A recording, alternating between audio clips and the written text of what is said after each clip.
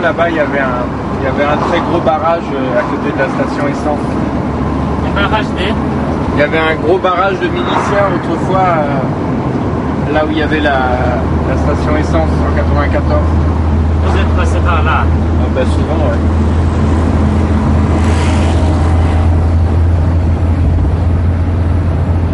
Il y avait partout des barrages. Mais pour des blancs, ce n'était pas compliqué, c'est pas difficile. C'était tout simplement compliqué pour les Noirs, pour les Rwandais.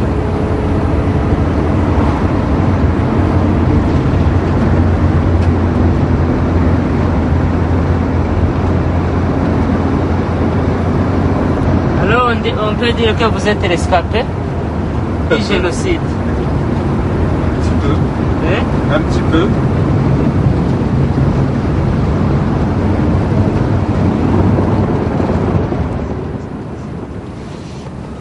Karikana mukure mu bigenda.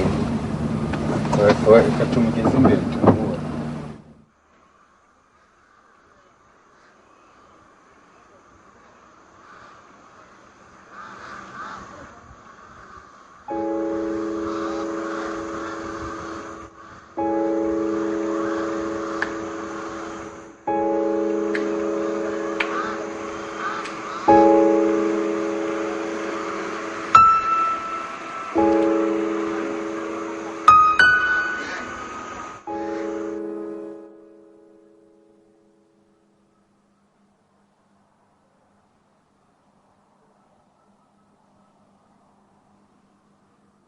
Une église, un presbytère, entre les deux un long couloir. Le couloir longe l'église puis traverse le presbytère d'un bout à l'autre. Un jardin aussi. La première fois que j'ai emprunté ce couloir, il était bondé de réfugiés. Dehors, les milices Hutus et l'armée rwandaise ratissaient la ville. C'était au mois de mai 1994. Le génocide des Tutsis du Rwanda entrait dans sa 5e semaine.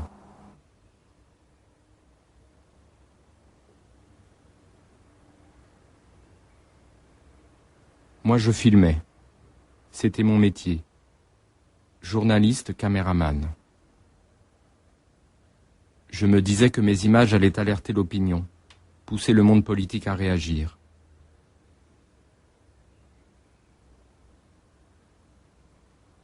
Les semaines passaient. Rien. Dans le couloir, les réfugiés étaient de plus en plus nombreux. Maintenant, le monde savait. Toujours rien. Les massacres continuaient, méthodiques, partout à travers la ville. Un jour, ce fut le tour de la paroisse. Les miliciens ont forcé les portes. Ils ont exécuté la plupart des réfugiés. Mes images n'ont rien changé.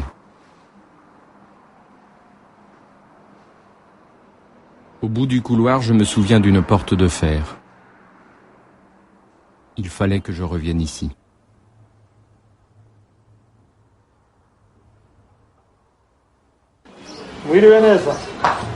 Le père Blanchard, le curé de la paroisse, était toujours là. Voilà.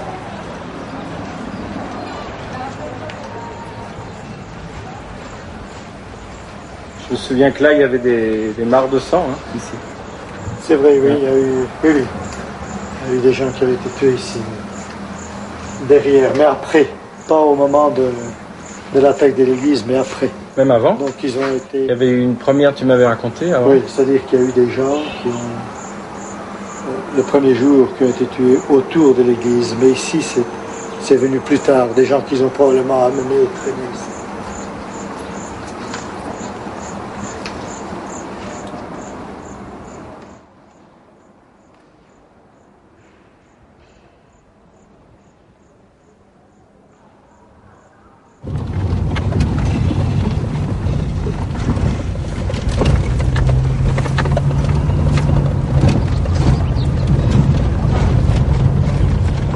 J'ai ces images en moi depuis des années. Je voulais les ramener ici, là où je les avais filmées. les partager avec les habitants du quartier de Nyamirambo, celui de la paroisse. C'était la seule trace que j'avais gardée de ces gens. J'espérais retrouver un survivant, prendre le temps de l'écouter, essayer de comprendre ce qu'il s'était passé, pourquoi on n'avait pas su l'empêcher.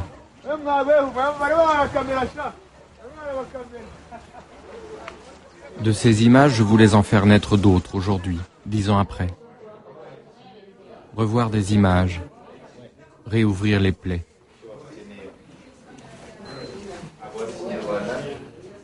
Leurs premiers mots étaient durs, c'étaient des mots de colère et d'incompréhension. En 1994, je n'avais pas compris à quel point mon pays était lié au régime rwandais. Non, mais laissez-la finir et puis après on discutera après le film.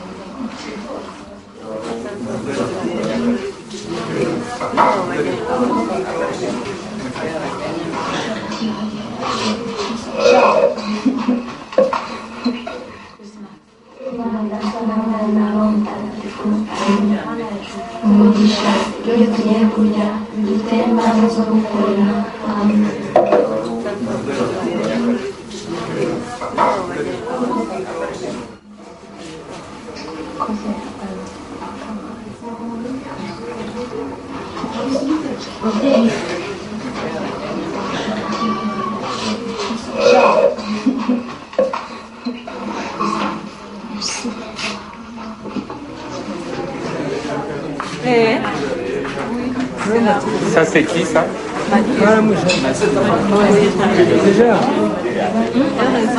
Et Thérésia, vous avez dit Thérèse? Vous avez dit Mathilde. Et l'autre personne, vous avez dit? Un petit garçon. Ikindi abashoboye kubaho hari benshi bari mu buzima bubi. Igihe niba naragize amahirwe yo kuba ubu ndiho, umwana wanjye ashobora kuba yiga, ariko hari benshi badafite aho kuba, benshi bakinapfa kugeza ubu ngubu, hari benshi bakicwa. Njye nkeka ko nabo bakagombye gusubizwa uburenganzira bwabo, bakagira aho kuba, bagasubizwa mu buzima busanzwe, nabo bakongera kuba abantu, kuko buri gihe twumva ko twapfuye, twumva ko tutari abantu. Ni nk'aho umuntu yakavutse nyuma ya 94.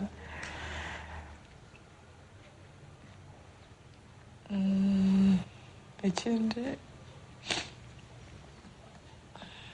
mwebwe mwambajije, muri abanyamahanga, muri abafaransa, ariko ntabwo nabo bitwaye neza mu gihe cy'intambara.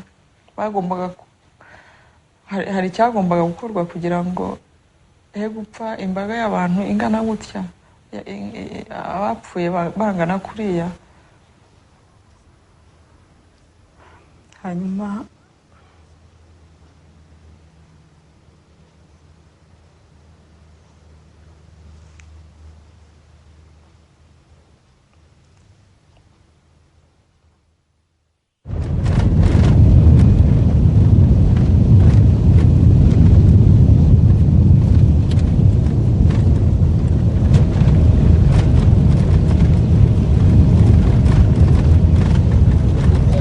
Ce matin, à 500 mètres de l'aéroport, 8 corps gisent dans leur sang. 4 hommes et 4 femmes de la minorité Tutsi viennent d'être massacrés à coups de machette sous les yeux d'étrangers évacués. Les soldats français en armes qui assuraient la sécurité du convoi n'ont pas bougé. Leur mission spécifie clairement qu'ils ne doivent prendre parti pour aucun des belligérants.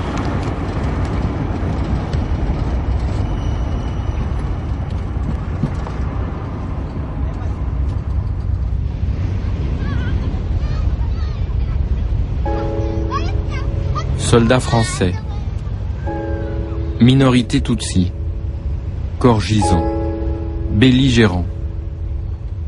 Pour moi, le Rwanda commence comme cela.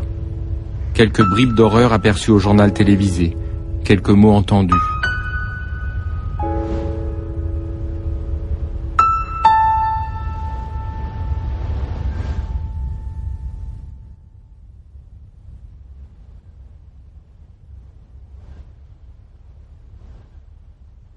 Mai 1994.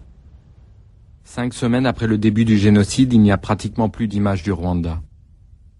L'essentiel de la presse est reparti avec les Occidentaux, évacués au premier jour des massacres. Je voulais venir ici, venir pour raconter. Je ne savais pas comment.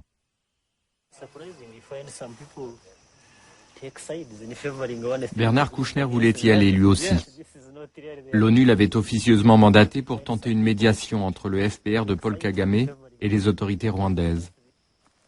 Depuis le déclenchement des massacres, les troupes de Kagame marchaient sur Kigali pour renverser le régime. Kouchner m'avait proposé de l'accompagner avec un journaliste de presse écrite. Il savait que sans images, un événement disparaît de l'actualité. Et moi, j'avais trouvé en lui le moyen de me rendre au Rwanda. D'un commun accord, ma caméra enregistrerait l'avancée des négociations. Derrière mon œilleton, j'observais l'histoire en train de se faire. General, if we offer to the governmental side to open humanitarian corridor, you already accepted? No, we have already. It was in fact our proposal that Yes. it be made like that. Yes, so it's the government that created the difficulties. So there is just a little chance for them to accept, but we must try. And of course, if we are able to reach the place tomorrow, it will be a fantastic joint action for humanitarian reason. I saw Boutros Ghali in Geneva and another time in South Africa, and it was completely in agreement with him. If I succeed, if not, it was not in agreement with him. À la date de ma première visite à Kipagapaga, le 11 mai 1994, je lis sur mes notes. 3e jour. Toujours cette fatigue qui revient. Une impression de mur. De parler et de reparler toujours de la même chose, sans parvenir à la nommer. De tourner autour. Elle met tout le monde d'accord et rend tout le monde silencieux.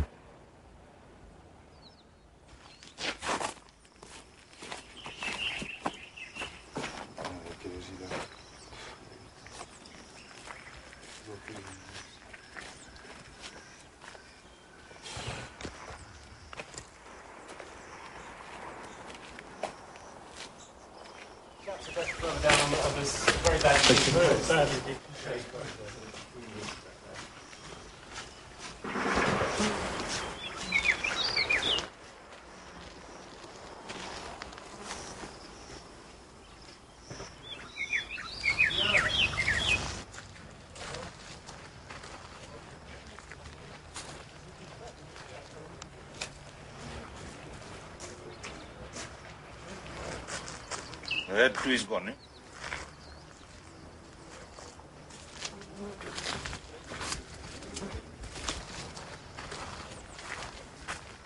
On the head.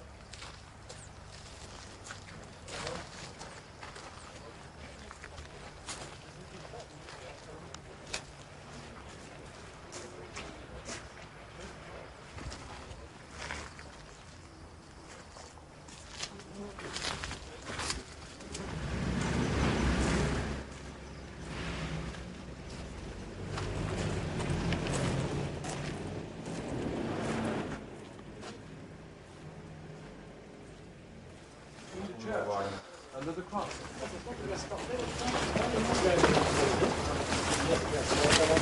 Allez, on veut.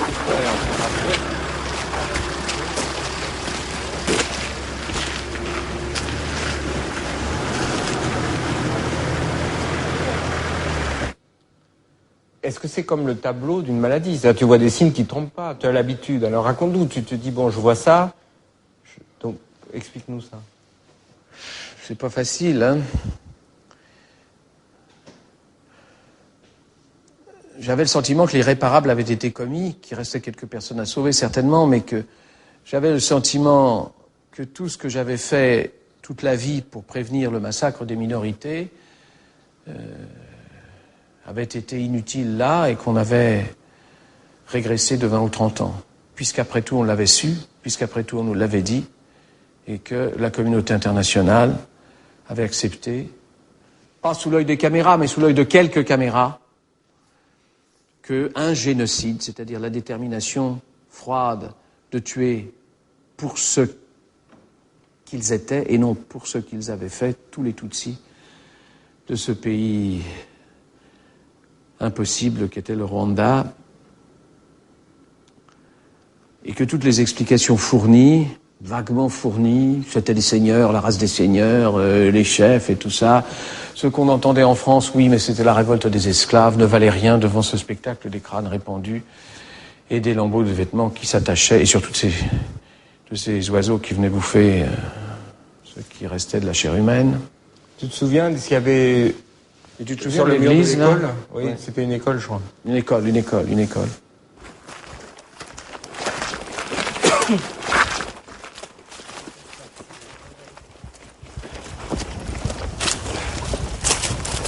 On a commencé à sentir, non pas cette odeur de massacre frais, parce qu'on sent cette odeur de chair pourrie, et que plus nous avancions, plus la densité des restes des eaux était importante, et plus nous étions d'abord obligés de nous taire. Et je me souviens qu'en rentrant dans cette classe, puisqu'il y avait des tables, des bancs, il y avait donc les restes, enfin la poussière qui était là, la boue qui était là, était une boue de chair humaine et de poussière d'enfants et de cadavres, et que tout le monde avait été tué sans doute dans cette église. J'ai revu ça aussi au Libéria, dans une église, et on marche dedans. Alors on veut pas marcher parce qu'on a le respect stupide et tardif de la mémoire de ces gens.